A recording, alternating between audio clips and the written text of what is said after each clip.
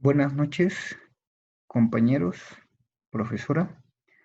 Mi nombre es Efer y yo les voy a exponer acerca de los factores de riesgo perinatal asociados a la asfixia, así como los conceptos asociados a esta, que son hipoxemia, hipoxia, asfixia, hipercapnia e isquemia.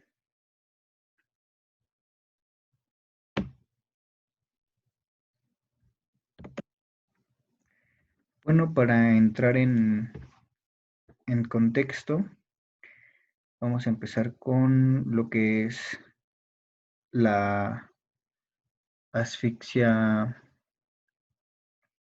perinatal. La asfixia etimológicamente significa falta de respiración o falta de aire. Clínicamente es un síndrome caracterizado por la suspensión o grave disminución del intercambio gaseoso a nivel de la placenta o de los pulmones, que esta va a generar varios cambios que estos van a ser pues irreversibles, como los hipoxia, hipercapnia, acidosis metabólica, fracaso en la función de al menos dos órganos y en algunos casos pues la muerte. La gran mayoría de causas de hipoxia perinatal son de origen intrauterino. De acuerdo con datos proporcionados por la Organización Mundial de la Salud, la OMS, las tres principales causas de muerte de recién nacidos en el mundo son las infecciones, la prematuridad y la asfixia perinatal, o complicaciones en el parto que constituyen el 23% de la mortalidad neonatal global. La hipoxia perinatal y sus manifestaciones neurológicas son la causa más importante a nivel de daño cerebral y secuelas neurológicas en niños. Es por esto que hay que prestar bastante atención en esta.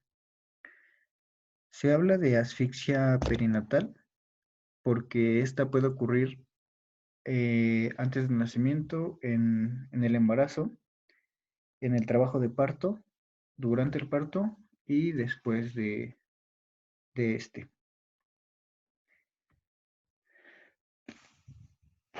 Bueno, ¿cómo se va a clasificar esta asfixia? Bueno, la vamos a clasificar en leve, moderada y severa.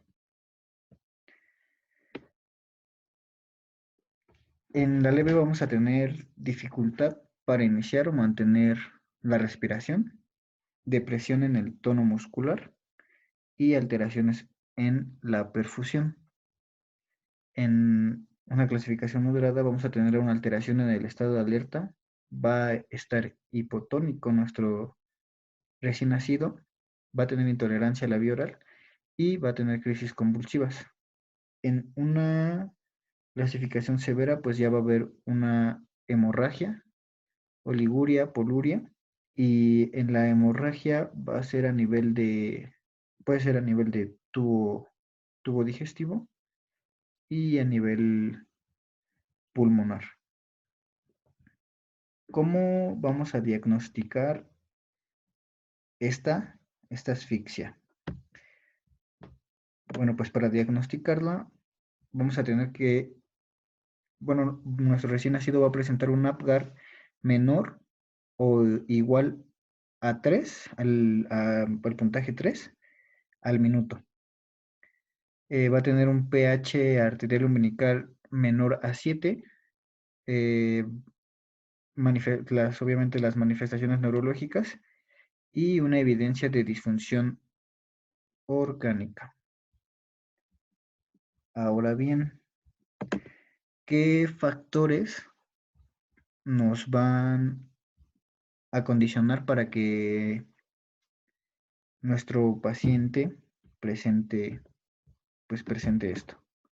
Se van a dividir en factores maternos, fetales, uteroplacentarios y obstétricos. En factores de riesgo maternos vamos a tener lo que son hemorragias, infecciones, eh, infecciones como infecciones de vías urinarias, corioamnionitis, sepsis, hipertensión crónica, preeclampsia, anemia, colagenopatías, intoxicaciones por drogas y en factores de riesgo fetales vamos a tener alteración en la frecuencia cardíaca fetal, como lo es la bradicardia, taquicardia, arritmias que ya conocen, percepción o nula percepción o disminución de los movimientos fetales, retardo en el crecimiento intrauterino, prematuridad, bajo peso, macrosomía, que sea un recién nacido postérmino, postmaduro, malformaciones congénitas, embarazos múltiples y restricción del crecimiento intrauterino. Ahora, en factores de riesgo uteroplacentarios, pues vamos a tener anormalidades en el cordón, como es un circular de cordón, un prolapso de cordón. En anormalidades placentarias, pues ya tenemos que es placenta previa, desprendimiento prematuro de placenta, alteraciones de la contractilidad uterina, hipotonía uterina, hipertonía uterina. Ahora, en anormalidades, más bien en factores de riesgo, bueno, en factores de riesgo uteroplacentarios también tenemos, de acuerdo a la anatomía del útero, como lo es bicorne, didelfo, septado, arcuato, que hay una malformación anatómica en el útero. Pasando a factores de riesgo obstétricos, tenemos un dícodo apnético meconiano, incompatibilidad cefalopélvica, uso de medicamentos como es la oxitocina, presentación fetal anormal, trabajo de parto prolongado o precipitado, un parto instrumentado, cesárea, ruptura prematura de membranas, oligoamnios y polidrapnios. Bien, ahora para entender la fisiopatología de esta, tenemos que checar los conceptos que van asociados a asfixia.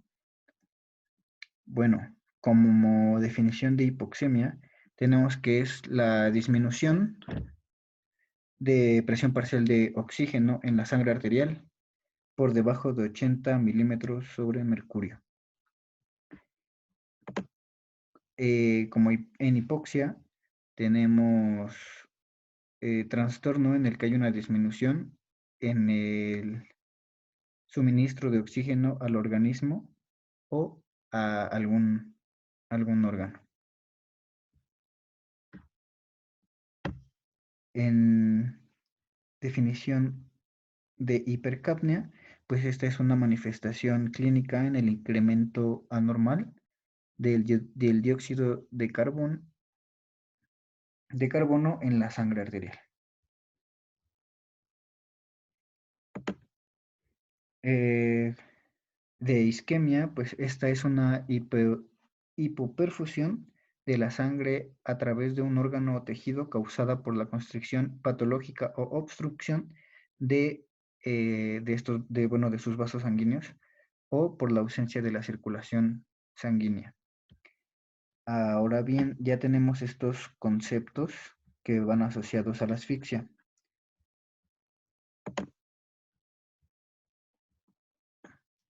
Bueno, sabiendo estos conceptos, pues pasemos a la fisiopatología para poder entender para entender mejor. Una lesión hipóxico-isquémica produce una serie de eventos. Inicialmente, existen mecanismos compensatorios de redistribución, como tiene un nombre que es el reflejo de inmersión, que frente a la presencia de hipoxia e isquemia produce una recirculación sanguínea hacia el cerebro, corazón y glándulas suprarrenales. En el pulmón, intestino, hígado, riñones, vaso, huesos, músculo, vasos y la piel. La, la hipoxia leve se produce con una disminución de la frecuencia cardíaca, aumento de la presión arterial y aumento de la presión venosa para mantener una adecuada perfusión cerebral. Con la persistencia de hipoxia se produce una disminución del gasto cardíaco y posteriormente una caída de la presión arterial por un fracaso de la fosforilación oxidativa al acabar con las reservas energéticas. Va a haber un fracaso en las reservas energéticas. El metabolismo anaerobio produce ácido láctico que inicialmente queda en los tejidos hasta que se recupera de la perfusión. Pasando esto, viene una etapa de recuperación en la que va a existir un mayor daño. A esta recuperación la vamos a llamar una reperfusión. El cerebro hipóxico va a aumentar el consumo de glucosa. La hipoxia va a causar una dilatación vascular, lo que facilita el ingreso de esta glucosa a la célula y mayor producción local de ácido láctico.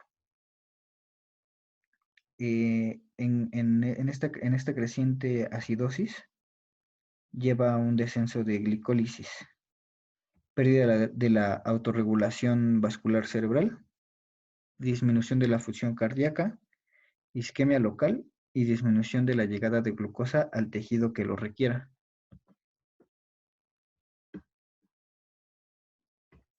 Se alteran las bombas de iones, lo que lleva al acúmulo intracelular de sodio, de cloro, de agua y de calcio, y extracelular de potasio. Aminoácidos excitotóxicos como glutamato y aspartato. Como consecuencia se va a alterar la corteza cerebral y núcleos de la base, que mediarán la apertura de canales iónicos para la entrada de sodio y cloro a la célula.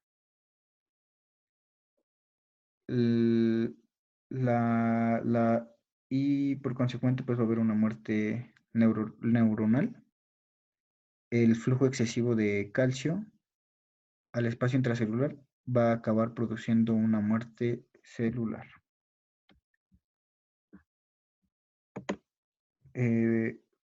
Bueno, por mi parte sería todo. Espero que les haya quedado claro. y bueno, nos estamos viendo. Gracias.